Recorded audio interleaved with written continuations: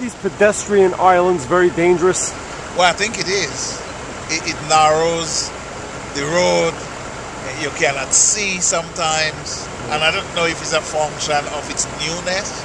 Maybe we'll get used to it. But I find... Have any issues with the pedestrian islands? I think they're just, giving unnecessary grief, unnecessary annoyance. In what way? Well, who needs them? Pedestrians can walk across the road without having to have a piece of cement in the middle of the road. What's your feelings as a driver with these pedestrian islands? It's insane. This is ridiculous, these islands. Does it hinder your deliveries and the traffic? Look at the traffic. Just to make a delivery, I gotta pull 70 feet away from a house to make a delivery. It's ridiculous.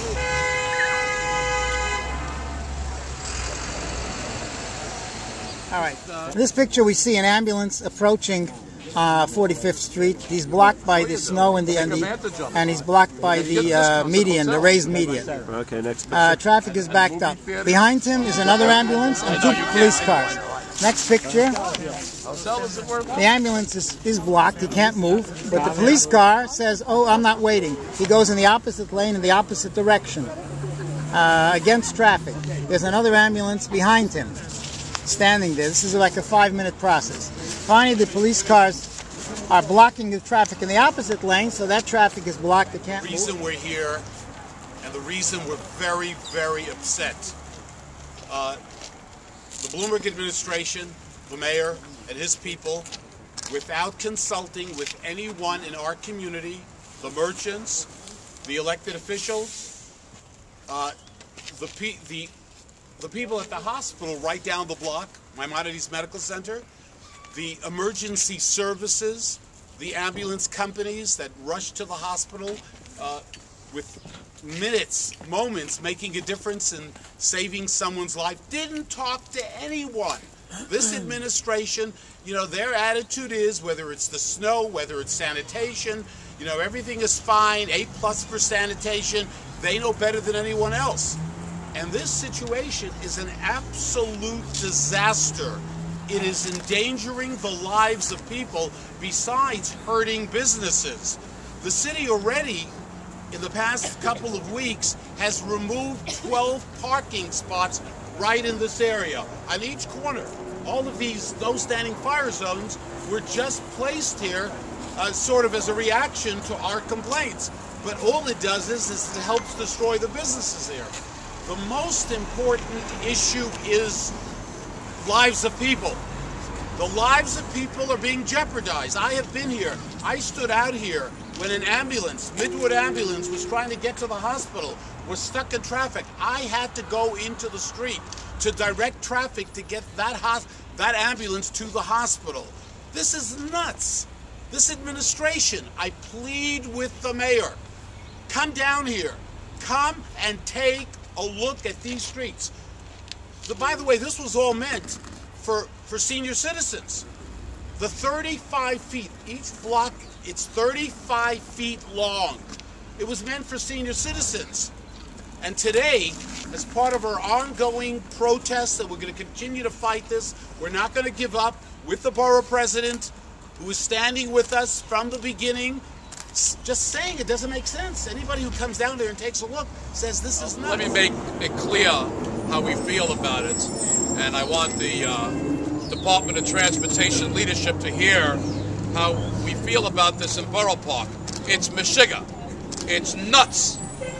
This has little to do with pedestrian safety or senior citizen safety, and it's all another example of the social engineering of the leadership of the Department of Transportation, who believes that they know what's best for us.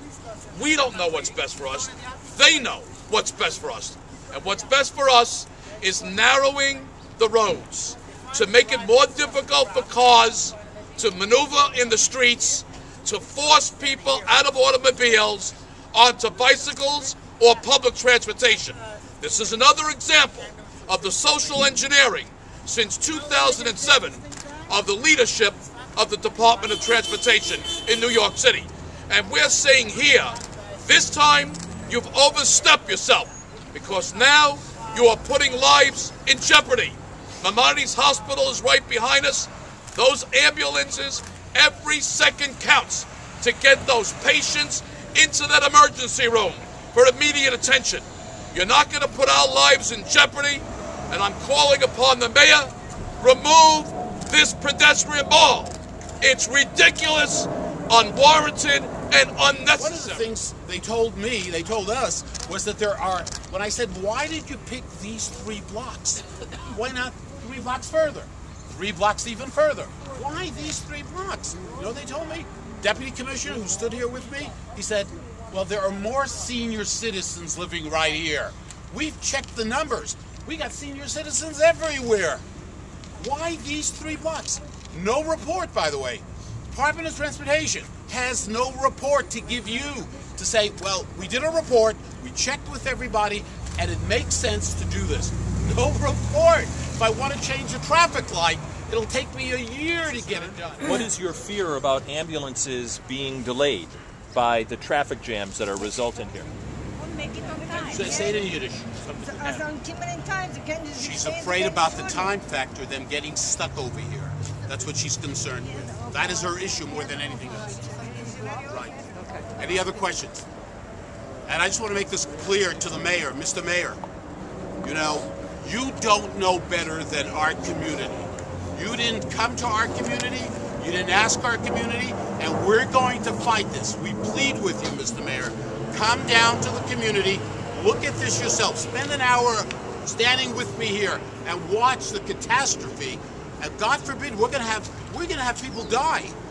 I'm telling you, we're gonna have that happen because the difference of 30 seconds, a minute, 2 minutes is the difference between living and not living when someone is in cardiac arrest.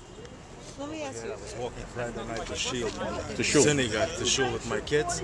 I wanted to cross the street.